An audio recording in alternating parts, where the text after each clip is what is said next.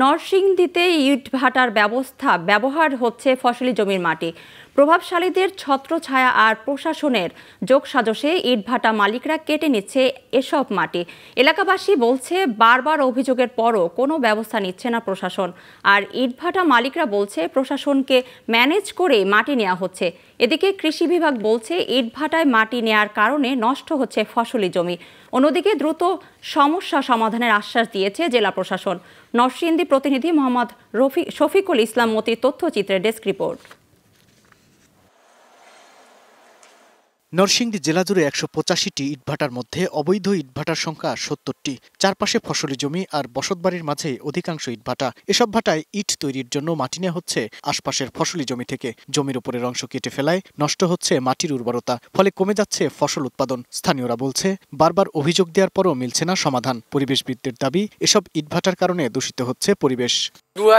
গাছপালা নষ্ট হয়, অনেক কিছু করতে হয়, ফসল আদি করতে পারি না। ঠান্ডা, কাশি, শ্বাসকষ্ট এগুলাই আমরা ব্যাপকভাবে হয়েছে ইটের খোলার কারণে। আমাদের দাবি যাতে ইট ভাটাগুলোতে কয়লা এবং এই লাকড়ি দিয়া যাতে ইট ভাটা তৈরি পুরানো কাজ না হয়। ইট পোড়ানোর ফলে এলাকা জুড়ে তৈরি হয় কালো ধোঁয়ার। তারপরও ইটভাটার কর্মকর্তারা বলছেন এতে কোনো ক্ষতি হয় না পরিবেশের। চিমনিটা করছি, এই চিমনিটা হইল ১৩০ ফুট উচ্চতা এবং এটার ধোঁয়াটা আন্ডারগ্রাউন্ড ড্রেন আছে, ড্রেনের মধ্যে পানি আছে, পানির উপর দিয়া এই ধোঁয়াটা এসে বের হয়। এটা বর্তমানে যাদের এই চিমনি আছে এটা হবে না।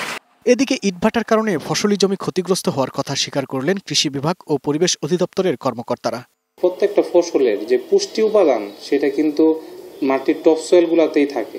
সুতরাং যখন টপসয়েল গুলা যখন কেটে নিয়ে যায় তখন কিন্তু জমি তার উর্বরতা হারিয়ে ফেলে, যার ফলে সেই জায়গায় দেখা গেছে দীর্ঘ ২৫-৩০ বছর ধরে কিন্তু কোনো ফসল ফলানো যায় না। ইটভাটার বিষাক্ত কালো ধোঁয়ার মধ্যে কার্বন ডাইঅক্সাইড গ্যাস রয়েছে, যা গ্লোবাল ওয়ার্মিং গ্যাস হিসেবে, গ্রিন হাউস গ্যাস হিসেবে কাজ করে। সেই গ্যাসগুলো যদি মানুষের গ্রাম্য এলাকায় যদি যায় তাহলে কিন্তু জনস্বাস্থ্যের শরীরকে মারাত্মকভাবে প্রভাবিত করে। অন্যদিকে ফসলি জমির উপরিভাগের মাটি কেটে ইটভাটায় ব্যবহার করলে ব্যবস্থা নেওয়ার আশ্বাস দিলেন জেলা প্রশাসক। পর্যায়ক্রমিকভাবে শুরু করেছি, যে সমস্ত ইটভাটার লাইসেন্স নেই বা পরিবেশের ছাড়পত্রে নেই তাদের বিরুদ্ধে আমাদের অভিযান শুরু হয়েছে এবং এই অভিযান অব্যাহত থাকবে। ফসলি জমি রক্ষায় মাটি কেটে ইটভাটায় ব্যবহার দ্রুত বন্ধ করবে প্রশাসন, এমনটাই প্রত্যাশা নরসিংদীবাসীর। Global television news desk.